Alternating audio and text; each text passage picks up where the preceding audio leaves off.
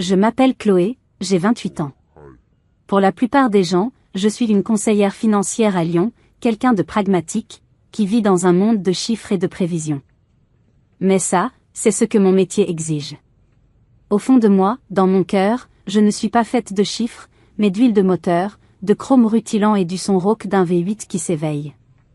Cette passion, je la dois à un seul homme, mon grand-père, Pépé Jean. Chaque samedi de mon enfance, son vieux pick-up Renault pétaradant s'arrêtait devant chez moi. J'enfilais ma salopette et je sautais à ses côtés. Le trajet jusqu'à son garage à la sortie de la ville était une symphonie de vibrations et d'odeurs de vieilles mécaniques. Pour les autres petites filles, le paradis était un magasin de poupées, pour moi, c'était ce garage. Un sanctuaire où le temps semblait s'être arrêté, rempli de trésors endormis sous des bâches poussiéreuses. Pépé Jean ne se contentait pas de réparer des voitures, il leur redonnait une âme. Une voiture, Chloé, ce n'est pas juste de la ferraille, me disait-il, ses mains calleuses sur les miennes pour me montrer comment régler un carburateur. C'est une histoire, une personnalité. Il faut l'écouter pour la comprendre. Et parmi toutes ces histoires, il y en avait une qui brillait plus que les autres. Une Corvette Stingray de 1969, rouge rallye. Elle était sa fierté, son chef-d'œuvre. Je me souviens de la première fois où il a soulevé la bâche. La lumière du néon a glissé sur ses courbes parfaites, agressives et élégantes à la fois. C'était plus qu'une voiture, c'était une sculpture, une promesse de liberté et de puissance. J'avais 7 ans, et ce jour-là, j'ai fait une promesse silencieuse. Un jour, j'en aurais une, exactement comme celle-là. Ce n'était pas un caprice d'enfant, c'était devenu le but de ma vie, mon étoile polaire.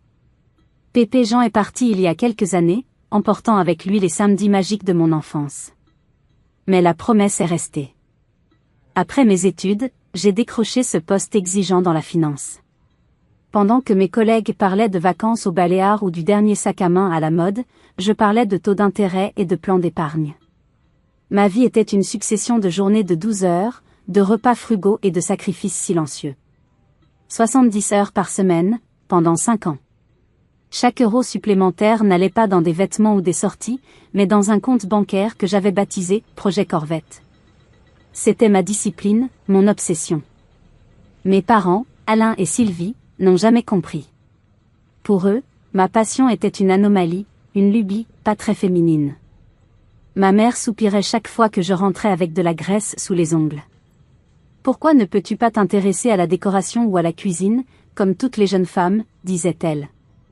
Mon père, lui, se contentait de secouer la tête avec un air de déception lasse. Leur univers était à des années-lumière du mien. Leur univers, en revanche, tournait entièrement autour de ma sœur cadette, Manon. De 4 ans ma Benjamine, Manon était tout ce que je n'étais pas, délicate, coquette, et intéressée par, selon mes parents, les bonnes choses. Chaque désir de Manon était un ordre. Des cours de danse à 6 ans? Ils l'ont inscrite dans le studio le plus cher de la région. Une voiture neuve pour ses 18 ans? Ils ont contracté un crédit sans hésiter. Un appartement à Lyon pour ses études? Ils payaient le loyer et les factures. La disparité était flagrante, douloureuse. J'avais des vêtements de seconde main, elle avait des marques. J'ai eu un gâteau pour mes 16 ans, elle a eu une fête somptueuse avec 50 invités. J'ai financé mes études avec des prêts et 3 jobs étudiants, elle n'a jamais eu à travailler un seul jour. Je ne détestais pas ma sœur. Ce n'était pas de sa faute si elle était née sous une bonne étoile parentale. Mais le traitement de faveur constant avait créé un fossé entre nous, un sentiment d'injustice qui me rongeait de l'intérieur. J'étais la fille forte, l'indépendante, celle qui s'en sortira toujours. C'est ce qu'ils disaient pour justifier leur négligence. Ils ne voyaient pas que ma force n'était pas un don, mais une armure que j'avais dû forger moi-même à cause de leur indifférence.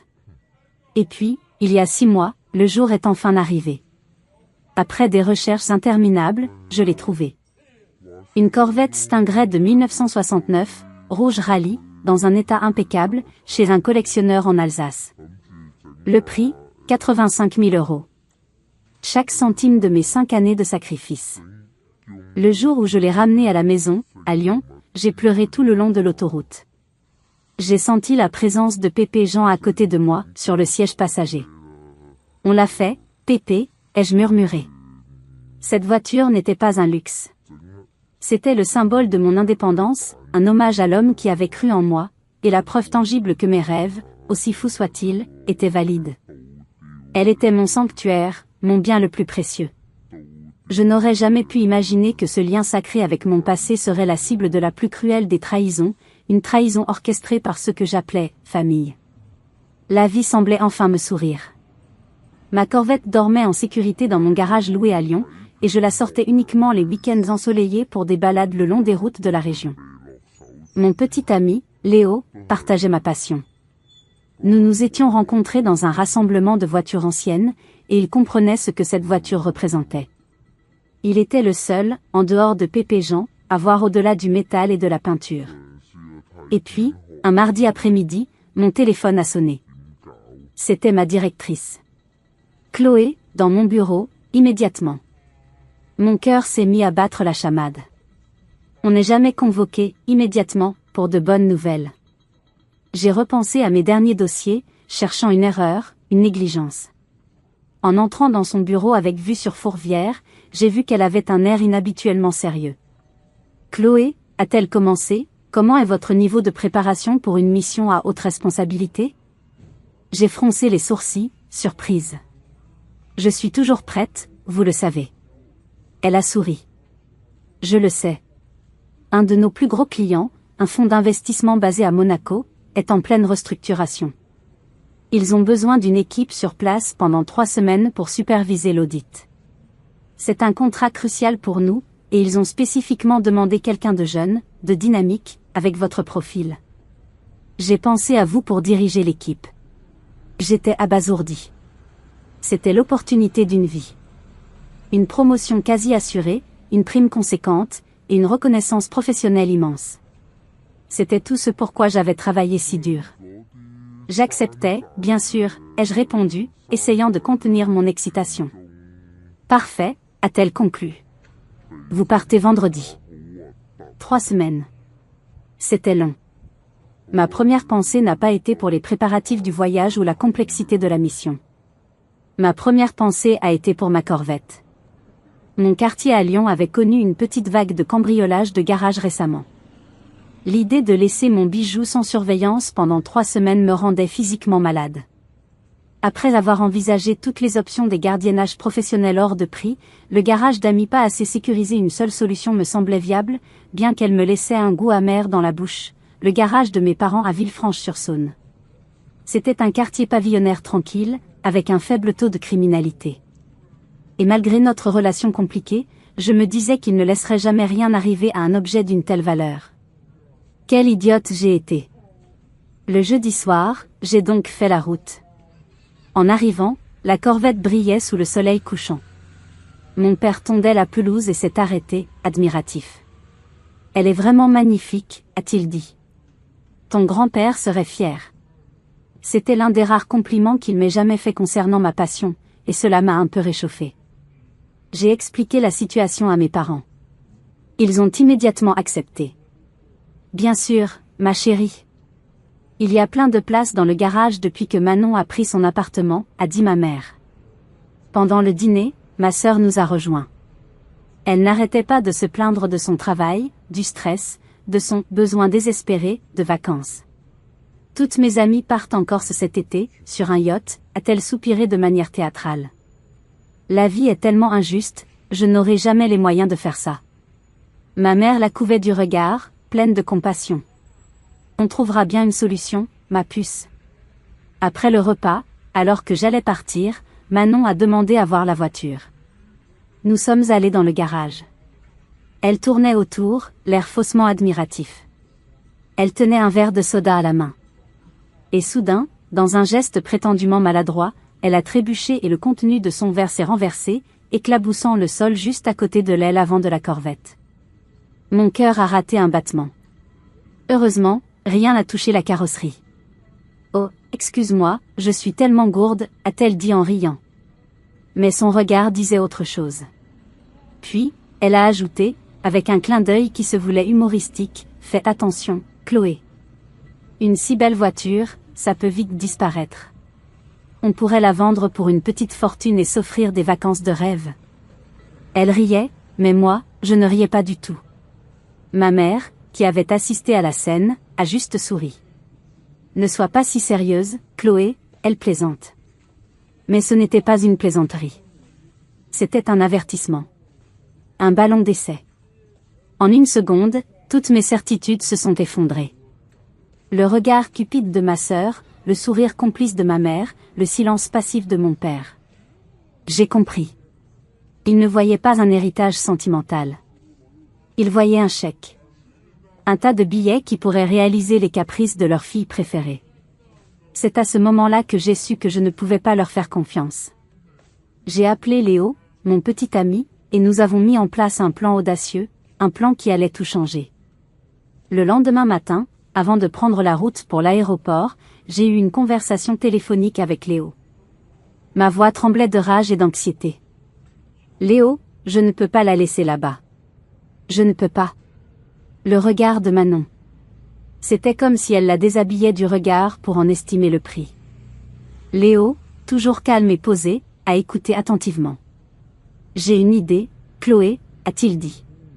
C'est un peu fou, mais ça pourrait marcher. Tu te souviens de Marc, de notre club de voitures anciennes? Celui qui a passé des années à construire une réplique parfaite de la Stingray 69? Je m'en souvenais. La voiture de Marc était une prouesse technique, une copie si parfaite que seuls les numéros de série du châssis pouvaient la trahir. De l'extérieur, même un expert pouvait s'y tromper. Je suis sûr que je peux le convaincre de nous la prêter pour 3 semaines, a continué Léo. On paiera une assurance tout risque, on lui donnera une compensation. On va échanger les voitures. Ta vraie Corvette sera en sécurité, et on leur laissera le leur. Le plan était risqué. Et si mes parents s'en rendaient compte? Et si quelque chose arrivait à la voiture de Marc? C'est notre seule chance, ai-je dit, sentant une lueur d'espoir. Fais-le. Léo a passé la journée à négocier. Marc était hésitant, et je le comprends. Sa voiture était aussi le travail de sa vie. C'est ma pièce de collection, Léo, si quelque chose lui arrive, a-t-il dit. Léo a dû lui donner sa parole, et nous avons souscrit une assurance exorbitante pour couvrir la moindre égratignure. Finalement, il a accepté. Le vendredi, après avoir déposé mes valises à l'aéroport, j'ai appelé mes parents. Papa, juste pour te rappeler, s'il te plaît, démarre-la une fois par semaine, mais ne la conduis sous aucun prétexte. Et couvre-la bien. Il m'a répondu d'un ton presque vexé, ne t'inquiète pas, je sais comment m'occuper d'une voiture. Ces mots sonnaient creux, faux. Dès que mon avion a décollé, Léo a mis le plan à exécution. Il a récupéré la réplique chez Marc, puis a conduit jusqu'à la maison de mes parents. Il leur avait dit que je lui avais demandé de passer vérifier la pression des pneus, une excuse parfaitement plausible. Mes parents n'y ont vu que du feu. Ils l'ont laissé entrer dans le garage, sont retournés vaquer à leurs occupations, probablement soulagés de ne pas avoir à s'en occuper. En moins de 20 minutes, l'échange était fait. Léo est reparti avec ma précieuse Corvette, la vraie, qu'il a immédiatement conduite dans un box de stockage sécurisé et climatisé qu'il avait loué pour l'occasion. La réplique, brillante et identique, reposait maintenant sous la bâche dans le garage de mes parents. Honnêtement, à ce moment-là, une partie de moi se sentait coupable de leur mentir. Après tout, c'étaient mes parents. Mais une autre partie, celle qui avait vu le regard de Manon la veille, savait que je devais me protéger. C'était une question de survie, la survie de mon bien le plus cher, le dernier lien tangible avec Pépé Jean. Dites-moi dans les commentaires, si vous aviez été à ma place, avec tous ces signaux d'alerte, qu'auriez-vous fait? Auriez-vous pris le même risque ou leur auriez-vous fait confiance une dernière fois? Je suis curieuse de connaître votre avis. Les 3 semaines à Monaco ont été un tourbillon. J'étais plongée dans le travail du matin au soir, dirigeant mon équipe, analysant des bilans financiers complexes. C'était exaltant et épuisant. J'appelais mes parents de temps en temps. Tout va bien? Et la voiture, demandais-je. Mais oui, tout va bien, elle ne bouge pas, ne t'inquiète pas pour tes affaires, répondait ma mère d'un ton un peu trop détaché. Léo me rassurait de son côté, la vraie Corvette était en sécurité. Pourtant, un soir, vers la fin de mon séjour, ma mère m'a envoyé un message étrange. On a une grosse surprise pour toi quand tu rentreras. Tu vas être contente pour ta sœur. Mon cœur s'est serré. Contente pour ma sœur? Ces mots, dans sa bouche, n'annonçaient jamais rien de bon pour moi. J'ai essayé d'en savoir plus, mais elle est restée vague, mystérieuse. J'ai pensé qu'ils avaient peut-être décidé de lui offrir un voyage, en puisant dans leurs propres économies. Je n'ai pas imaginé une seule seconde l'ampleur de la surprise qu'ils me réservaient. Je me concentrais sur ma mission, ignorant le mauvais pressentiment qui grandissait en moi. Le dernier jour, nous avons signé le contrat. C'était un succès total, un triomphe pour mon entreprise et pour moi. Ma directrice m'a annoncé ma promotion imminente au poste de vice-présidente. J'étais sur un nuage. J'avais hâte de rentrer, de célébrer avec Léo, et de faire une longue balade au volant de ma Corvette pour décompresser. Pendant que j'étais à des milliers de kilomètres, célébrant ma réussite, le piège se refermait, mais pas de la manière que mes parents l'imaginaient. Ils pensaient être les maîtres d'une machination parfaite, mais ils n'étaient que les pions de leur propre cupidité. Le vol de retour depuis Nice semblait interminable. J'étais impatiente, pleine d'une énergie nouvelle. La fatigue des 3 dernières semaines avait été balayée par l'euphorie du succès. J'imaginais déjà le week-end, le soleil sur la carrosserie rouge, le bruit du moteur résonnant dans les monts d'or, Léo à mes côtés. J'avais tout réussi, ma carrière décollait, j'avais un homme que j'aimais, et mon rêve de petite fille m'attendait sagement dans un garage. Pour la première fois depuis longtemps, je me sentais complète, invincible. J'ai atterri à Lyon-Saint-Exupéry en début d'après-midi. Le ciel était d'un bleu parfait. J'ai sauté dans un taxi, direction Villefranche. Chez mes parents, s'il vous plaît, ai-je dit au chauffeur, un grand sourire aux lèvres. Pendant le trajet, j'ai envoyé un message à Léo, j'arrive. On se retrouve chez eux pour l'échange. Hâte de retrouver mon bébé. Sa réponse a été instantanée, je suis en route. Félicitations encore, championne. Alors que le taxi tournait dans la rue de mon enfance, une vague de nostalgie m'a envahi. Les mêmes maisons, les mêmes jardins. Tout semblait paisible, immuable. Le chauffeur s'est engagé dans l'allée. Et c'est là que mon monde a commencé à basculer. La porte du garage était grande ouverte. J'ai vu la berline de mon père, le SUV de ma mère. Mais l'emplacement où ma Corvette aurait dû être, était vide. Un frisson glacial m'a parcouru. Peut-être qu'ils l'ont sorti pour la démarrer, me suis-je dit, tentant de me rassurer. J'ai payé le taxi et j'ai tiré ma valise jusqu'à la porte d'entrée. Mon cœur battait à tout rompre. Ma mère a ouvert avant même que j'aie pu sonner, m'accueillant avec une étreinte fausse et surjouée. Ma chérie. Bienvenue à la maison. Alors, ce voyage? Ça s'est bien passé, ai-je répondu d'une voix blanche, mes yeux balayant l'intérieur de la maison, cherchant un indice. Maman, où est la voiture? Une expression étrange a traversé son visage. Un mélange de nervosité et de triomphe. Elle n'a pas répondu, me faisant signe d'entrer. Mon père était assis dans son fauteuil, lisant le journal. Il a levé les yeux, un sourire contraint sur les lèvres. Chloé, te voilà de retour. Papa, où est ma Corvette, ai-je demandé, plus fermement cette fois. Le nœud dans mon estomac se resserrait au point de me faire mal. Mon père a tout sauté, jetant un regard fuyant à ma mère. Elle, pendant ce temps, s'affairait à disposer des biscuits sur une assiette, comme si de rien n'était. C'était surréaliste. Eh bien, écoute, ma puce, a commencé mon père d'une voix qu'il voulait apaisante. Il s'est passé quelque chose pendant que tu n'étais pas là. Une opportunité pour Manon. Je le fixais, sans comprendre. Qu'est-ce que Manon vient faire là-dedans? Où est ma voiture? Ai-je articulé, chaque mot pesant une tonne. C'est là que ma mère s'est retournée. Le menton haut, le regard dur, cette expression qu'elle prenait toujours quand elle s'apprêtait à défendre l'indéfendable. Grâce à ta voiture, a-t-elle dit avec un petit rire, un ricanement qui me glace encore le sang, notre fille, ta sœur, est en train de passer les meilleurs moments de sa vie. Elle a sorti son téléphone et me l'a tendu. L'écran affichait le profil Instagram de Manon. Une photo d'elle, posant sur le pont d'un yacht immense, un cocktail à la main, des lunettes de soleil de créateur sur le nez. en arrière-plan, les eaux turquoises d'une crique corse. La légende disait, la vie de rêve. Merci aux meilleurs parents du monde. Les pièces du puzzle se sont assemblées dans mon esprit avec une clarté horrifiante. Le besoin de vacances de Manon. La surprise. L'emplacement vide dans le garage. Le ricanement de ma mère. Vous l'avez vendu? Le souffle m'a manqué.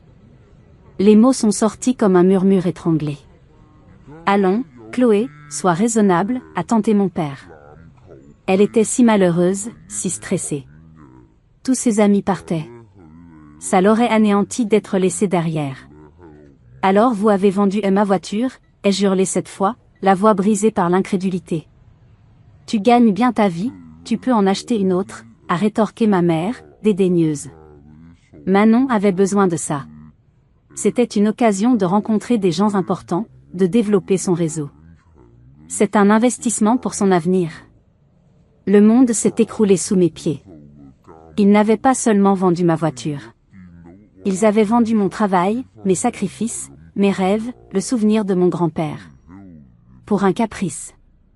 Pour des photos sur Instagram. Mais au milieu de la rage, au milieu du chagrin qui menaçait de me submerger, un souvenir a refait surface, le visage de Léo, le garage de Marc, le plan. Et un rire nerveux, presque hystérique, m'a échappé. Il n'avait aucune idée de l'erreur monumentale qu'il venait de commettre. Mon rire a éclaté dans le silence pesant du salon.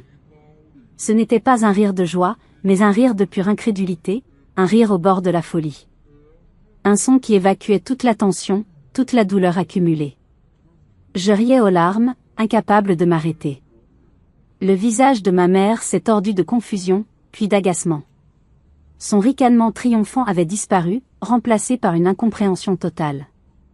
Qu'est-ce qui est si drôle, a-t-elle lancé d'un ton sec, presque agressif. Le bonheur de ta sœur te fait rire? Je savais que tu étais égoïste, mais à ce point. J'ai pris une profonde inspiration, essayant de reprendre le contrôle. J'ai essuyé les larmes qui coulaient sur mes joues. Le bonheur de ma sœur? Non, ce n'est pas ça qui est drôle. J'ai planté mon regard dans le sien, puis dans celui de mon père, qui semblait de plus en plus mal à l'aise. Ce qui est drôle, maman, ce qui est absolument hilarant, c'est que vous avez volé et vendu une voiture qui ne m'appartient même pas. Le silence.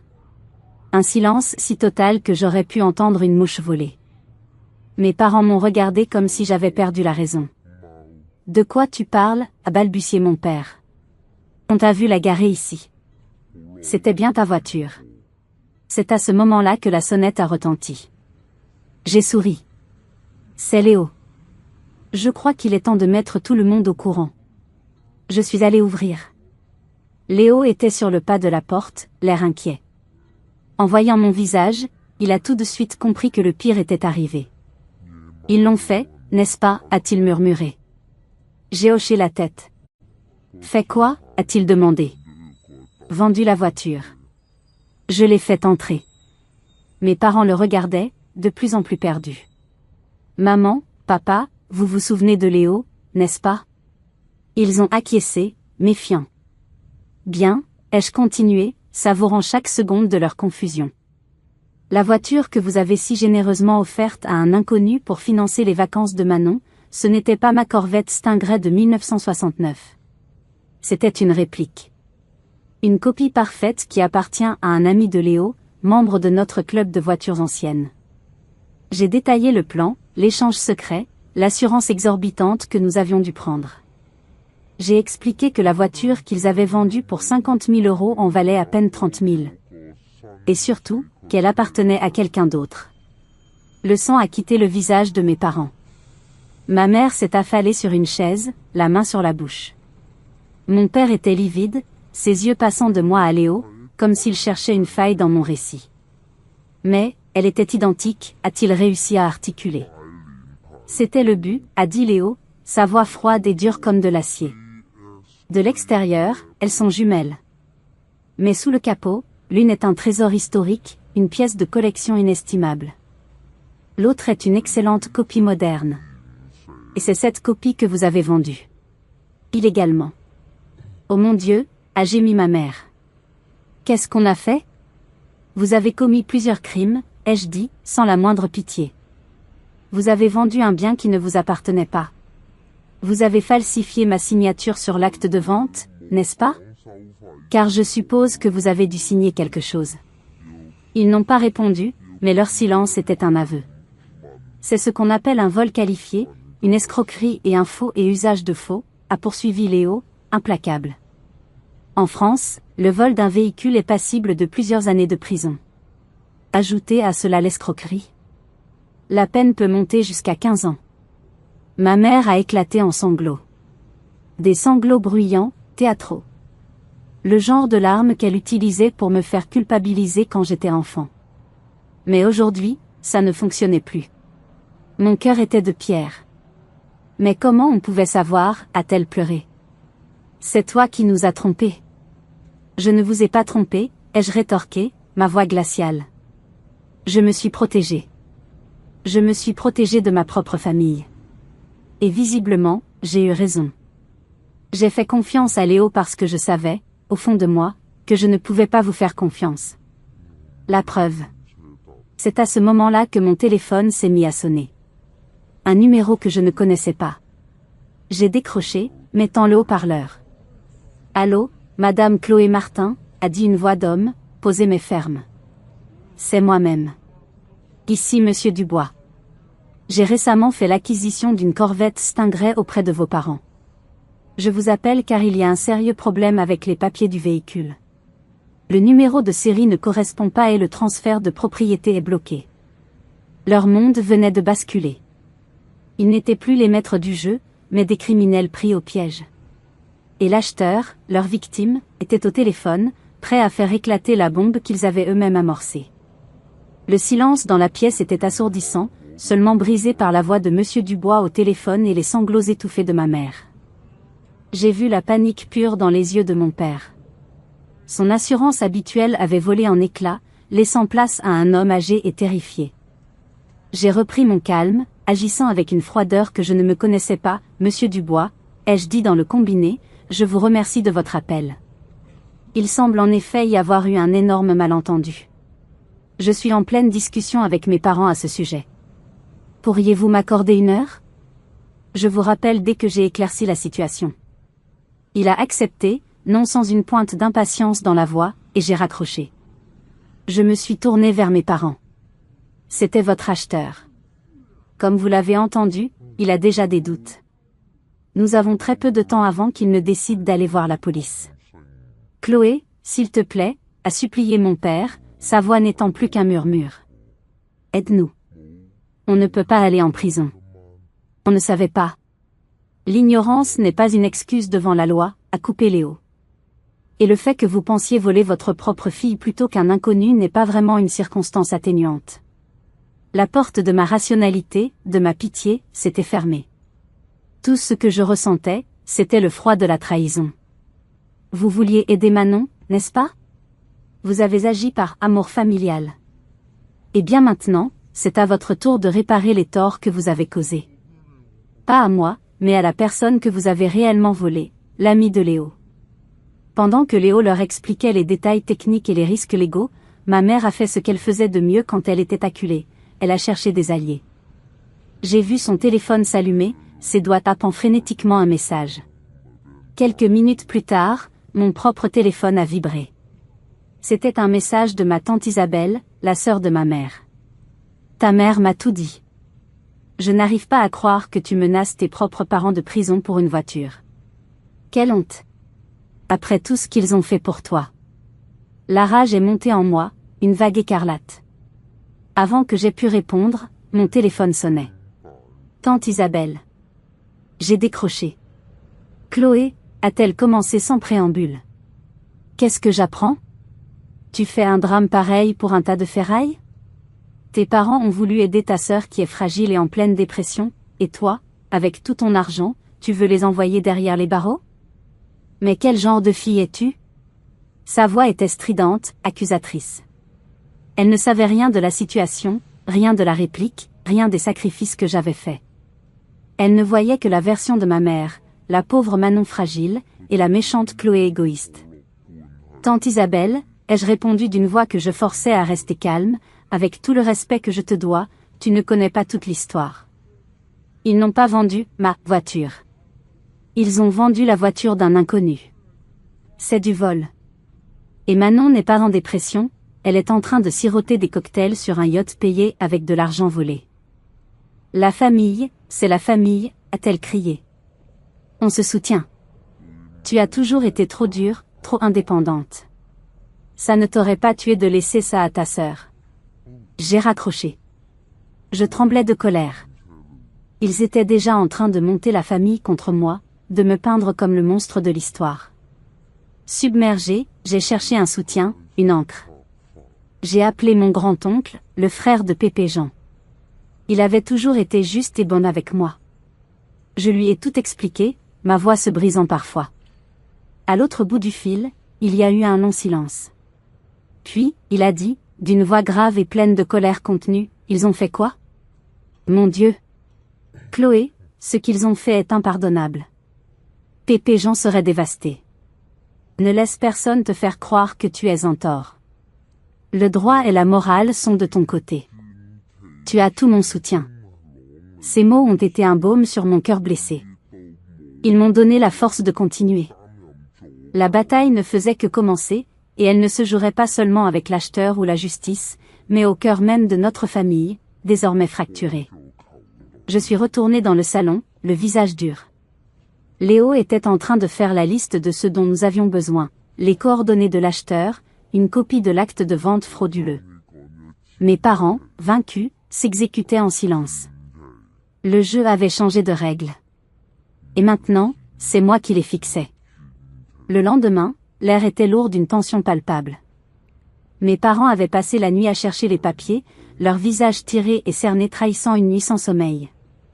Ils me les ont tendus avec des mains tremblantes, un petit dossier contenant l'acte de vente et les coordonnées de Monsieur Dubois.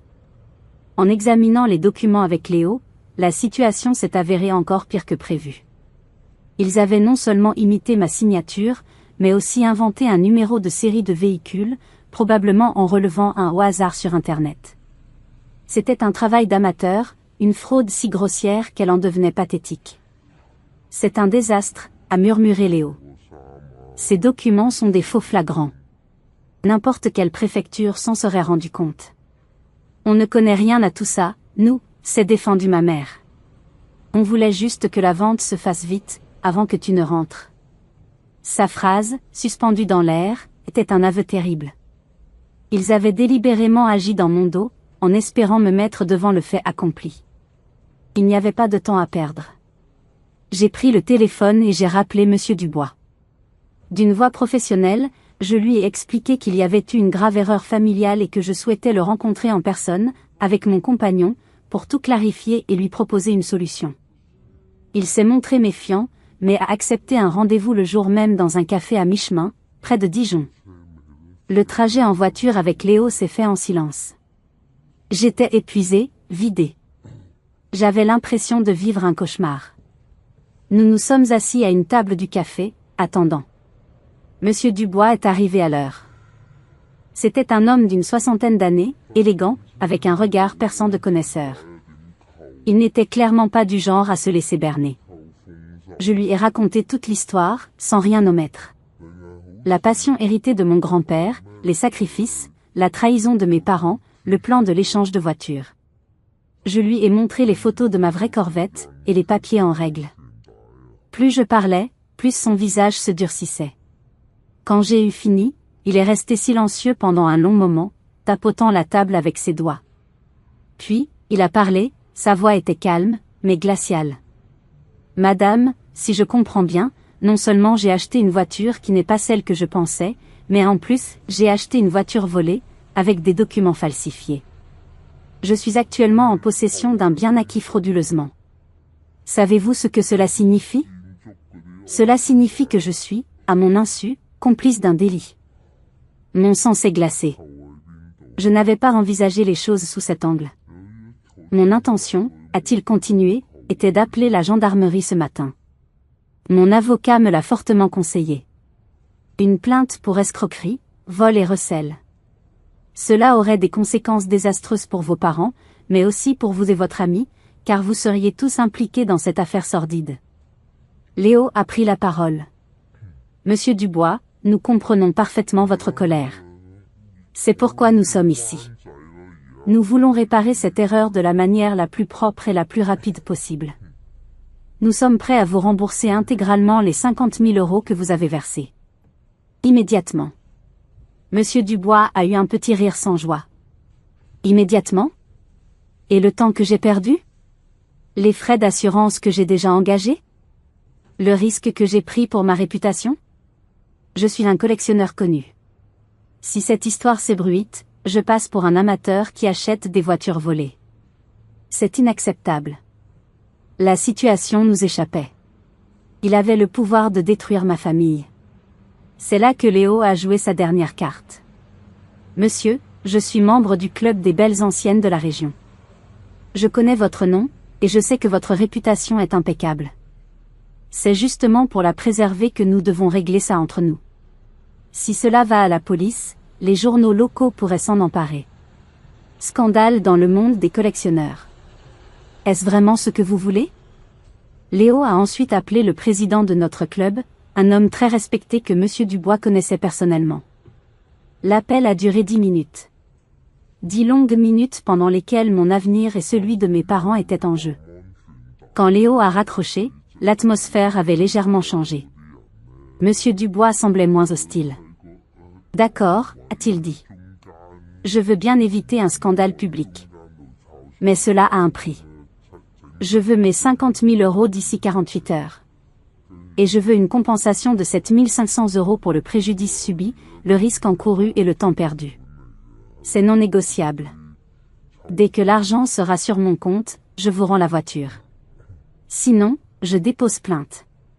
Nous avons accepté. C'était exorbitant, mais nous n'avions pas le choix. Nous avions évité la prison pour l'instant, mais maintenant venait la partie la plus difficile, trouver 57 500 € en moins de 2 jours. Et tous les regards se sont tournés vers mes parents et ma sœur, qui profitaient encore sans doute du soleil de la Corse, ignorant tout du cataclysme qu'elle avait provoqué. Le retour à la maison de mes parents s'est fait dans une ambiance funèbre. J'ai exposé les termes de l'accord avec Monsieur Dubois. Le chiffre 57 500 € a résonné dans le salon comme un coup de tonnerre.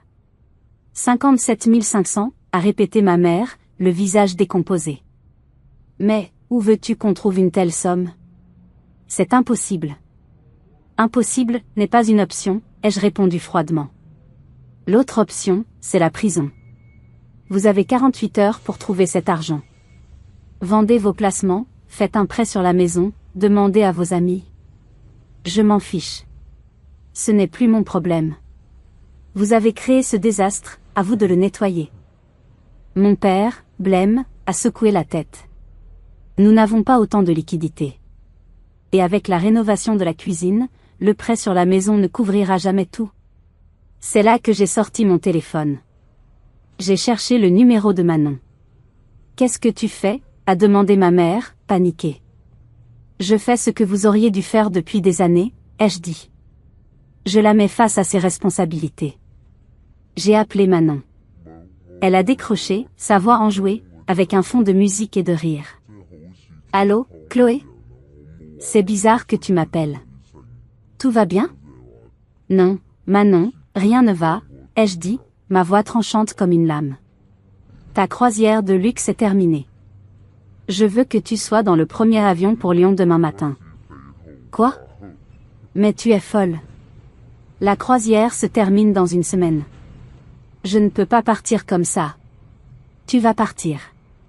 Parce que maman et papa ont commis un crime pour te payer tes vacances. Ils ont volé une voiture et ils risquent la prison. Alors tu vas rentrer, vider ton compte en banque, et participer au remboursement. C'est clair? Il y a eu un silence choqué à l'autre bout du fil, puis elle a commencé à pleurer. Des larmes de frustration, pas de remords. Mais elle a compris que la fête était finie. Le lendemain, la réunion de famille a été l'une des scènes les plus laides auxquelles j'ai jamais assisté.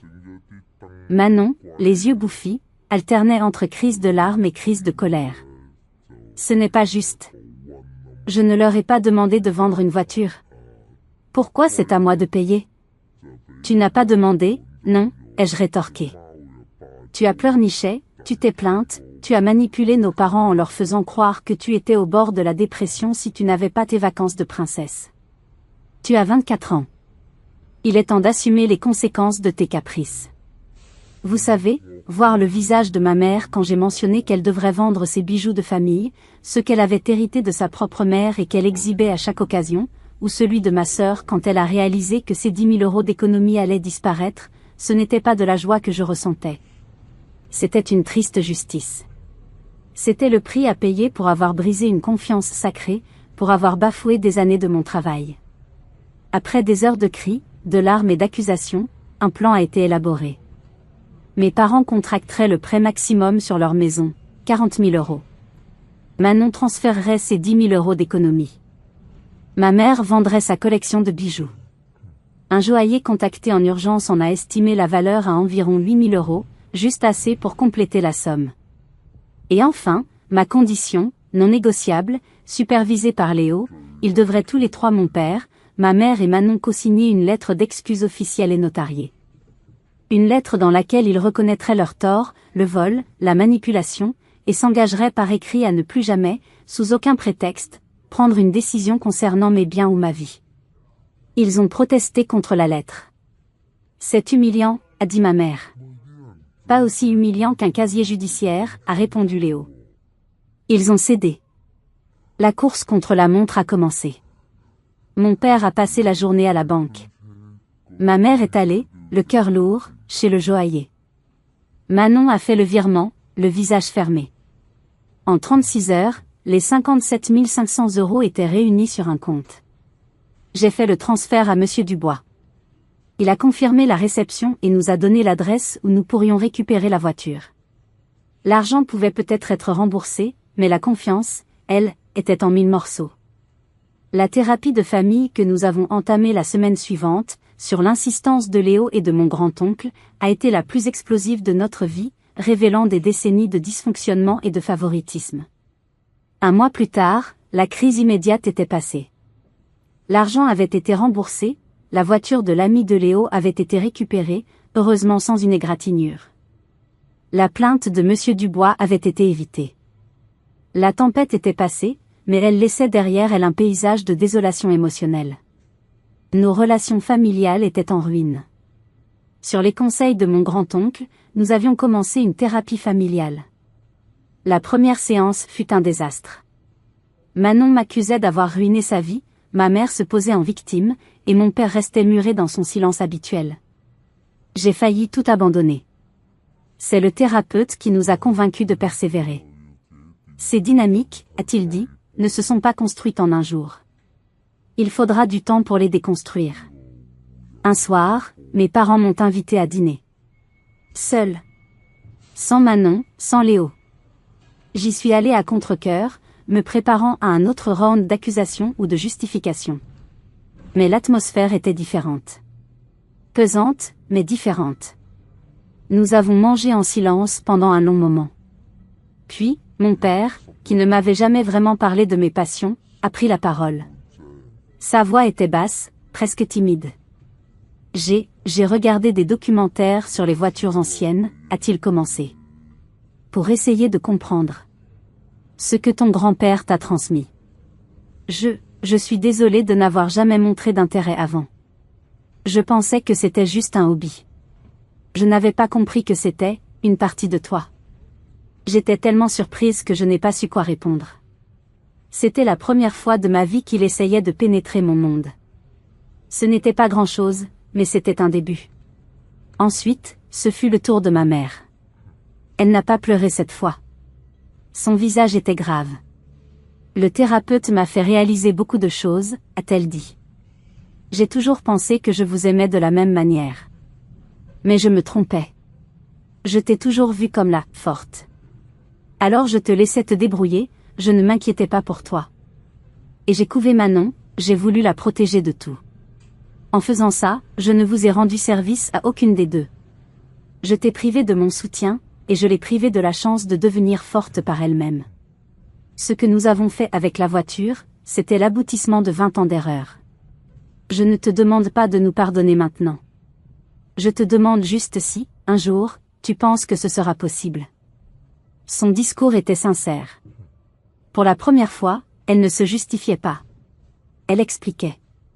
Elle reconnaissait sa part de responsabilité. La carapace de glace autour de mon cœur a commencé à se fissurer. Je ne sais pas, maman, ai-je répondu honnêtement. Le pardon, c'est un chemin. Je crois que j'ai envie de commencer à marcher dessus. Mais la route sera longue. La relation avec Manon était la plus compliquée. Elle avait été forcée de prendre un deuxième emploi le soir pour reconstituer ses économies. Elle était amère, en colère. Elle m'en voulait de l'avoir privée de son confort. Lors d'une séance de thérapie particulièrement houleuse, elle m'a crié « Tu as toujours été jalouse de moi parce que papa et maman m'aimaient plus. » Non, Manon, ai-je répondu, plus triste qu'en colère. Je n'ai jamais été jalouse de toi. J'ai été triste pour moi. Triste qu'ils ne voient pas que j'avais besoin d'eux aussi. Ce qu'ils te donnaient, ce n'était pas de l'amour, c'était une béquille. Et maintenant, tu dois apprendre à marcher sans. C'est dur, mais c'est comme ça que tu deviendras une adulte. Ces conversations étaient difficiles, épuisantes. Chaque mot était comme déterrer des années de ressentiment et de non-dit. Il y avait des jours où je voulais tout laisser tomber, couper les ponts et ne plus jamais regarder en arrière. Mais la petite voix de Pépé Jean résonnait en moi, même un moteur rouillé peut être sauvé, Chloé, si on est patient et qu'on y met du cœur. Ce soir-là, en rentrant de chez mes parents, j'ai compris que pardonner ne signifiait pas effacer le passé ou excuser l'inexcusable. Cela signifiait accepter que ma famille était imparfaite, brisée, mais qu'il y avait peut-être une chance, infime, de reconstruire quelque chose sur les ruines. Cela signifiait choisir de voir une lueur d'espoir, même faible, dans l'obscurité. Le samedi suivant, le soleil brillait sur Lyon. C'était le genre de journée parfaite que j'attendais autrefois avec une impatience fébrile. J'ai ouvert la porte du box de stockage. Ma Corvette était là. La vraie. Intacte, magnifique, rouge comme un cœur battant. J'ai passé la main sur son capot froid. Pendant des semaines, je n'avais pas pu la regarder sans ressentir une bouffée de colère et de trahison. Mais aujourd'hui, quelque chose avait changé. J'ai glissé la clé dans le contact. Le V8 s'est ébroué avec son rugissement familier, une musique profonde et puissante qui a fait vibrer tout mon être. J'ai pris la route, sans destination précise, longeant les quais de Saône, puis montant vers les collines. Le vent dans mes cheveux, le soleil sur mon visage, le bruit du moteur comme une promesse. En conduisant, j'ai réfléchi à tout ce qui s'était passé. Cette voiture, ce rêve de petite fille, avait failli me détruire. Mais elle m'avait aussi sauvée. Elle avait agi comme un révélateur, un catalyseur qui avait fait exploser les mensonges et les dynamiques toxiques qui empoisonnaient ma famille depuis des années. La crise qu'elle avait provoquée était une épreuve douloureuse, mais nécessaire. Un électrochoc. Elle n'était plus seulement le souvenir de Pépé Jean. Elle était devenue autre chose. Elle était le symbole de ma résilience. Le témoignage de ma force, pas celle que mes parents projetaient sur moi pour justifier leur négligence, mais ma vraie force intérieure. Celle qui m'avait permis de travailler sans relâche pour réaliser mon rêve, et celle qui m'avait donné le courage de fixer des limites, de dire « non, ça suffit », même à ceux que j'étais censé aimer inconditionnellement. J'ai compris une leçon fondamentale durant cette épreuve. Se défendre, défendre ce qui est important pour nous, ce n'est pas un acte d'égoïsme. C'est un acte d'amour-propre. Et c'est seulement en s'aimant et en se respectant soi-même que l'on peut enseigner aux autres comment nous respecter. Établir des limites claires, ce n'est pas construire des murs pour exclure les gens. C'est construire des fondations saines sur lesquelles une relation honnête et équilibrée peut, peut-être, un jour, se reconstruire. Notre chemin familial est loin d'être terminé. La thérapie continue. Il y a des hauts et des bas.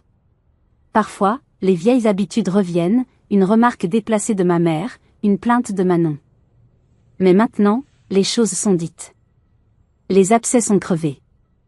Mon père m'appelle parfois juste pour me demander sur quel projet de restauration je fantasme. Ma mère m'envoie des photos de plats qu'elle a cuisinés, une façon maladroite de me montrer son affection. Manon m'a récemment demandé des conseils pour son budget. Ce sont de petits pas, fragiles, mais ce sont des pas dans la bonne direction. Cette Corvette rouge représente toujours mon lien avec le passé, avec mon grand-père adoré. Mais aujourd'hui, elle représente aussi mon avenir. Un avenir où je ne laisserai plus personne dévaloriser mes passions, minimiser mes sentiments ou franchir les limites que j'ai mis tant de temps et de douleur à définir. Elle est le symbole de ma liberté, non seulement sur la route, mais dans la vie. Cette histoire, je voulais la partager avec vous, pas pour exposer ma famille, mais parce que je sais que beaucoup d'entre nous luttent avec des dynamiques familiales compliquées, avec le sentiment de ne pas être vus ou respectés pour qui nous sommes. Avez-vous déjà dû vous opposer à des membres de votre famille qui ont franchi vos limites? Comment avez-vous réussi à les tenir pour responsables tout en essayant de maintenir une relation? Partagez vos expériences dans les commentaires ci-dessous, vos histoires peuvent aider tellement de monde à se sentir moins seul. Et bien sûr, si mon témoignage a résonné en vous, n'oubliez pas de laisser un pouce bleu pour soutenir mon travail et de vous abonner pour ne pas manquer mes prochaines histoires. Chaque interaction m'aide énormément. N'oubliez jamais, établir des limites n'est pas égoïste. C'est un acte de survie et une condition nécessaire pour des relations saines et épanouies. Merci de m'avoir écouté jusqu'au bout. Prenez bien soin de vous.